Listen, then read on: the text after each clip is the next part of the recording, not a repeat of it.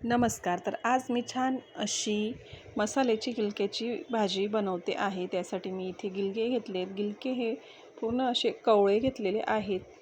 गिलके हे कवळे राहिले का मग तेव्हाच ती मसाल्याच्या गिलक्यांची भाजी छान लागते.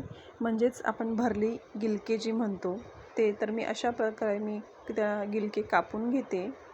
एका गिलक्याच्या मी इथे 4 ते 5 अशा मोठ्या मोठ्या फोडी केलेल्या आहेत आणि त्यांना मी मध्ये अशी चाकूनेच मध्यभागी कट देऊन घेतलेला आहे. गिलक्याची रेसिपी ही भरपूर अशा वेगवेगळ्या प्रकारे देखील करता येत असते. इथे मी आता सर्व गिलके अशा प्रकारे कापून घेतलेले आहेत, तुम्ही बघू शकता.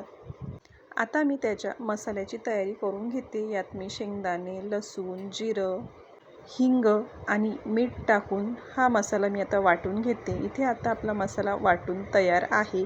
तो मी गिलक्यांमध्ये भरून घेते.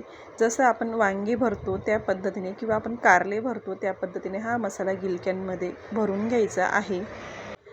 इकडे आता मी कढईत तेल टाकून आपली जिरं, मोहरी आणि हिंगाची फोडणी देऊन घेते. फोडणी छान तडतडली की त्यात मग आपण जे गिलके भरले होते ते मी त्यात टाकून घेते. तेलात छान परतून घ्यायचे आहेत गिलके.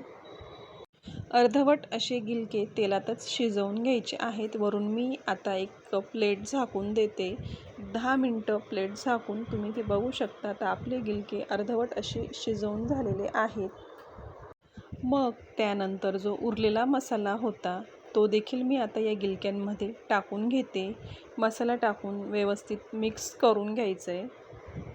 मसाला व्यवस्थित मिक्स झाल्यानंतर त्यात आपण आपल्या आवश्यकतेनुसार आता त्यात पाणी टाकणार आहोत. तर मी इकडे अर्धा ग्लास एवढं पाणी मी या गिलक्यांमध्ये टाकलेलं आहे, कारण मला जास्त रस्सा नको आहे आणि जास्त रस्सा केला की त्या भाजीला चव येत नाही. अजून 10 मिनिटं मी छान गिलके शिजवून घेतलेले आहेत, तुम्ही इथे बघू शकता. भाजी आपली छान अशी रेडी झालेली आहे आणि तेल देखील छान सुटलेलं आहे. गरमागरम भाकरीसोबत किंवा पोळीसोबत खाऊ शकता.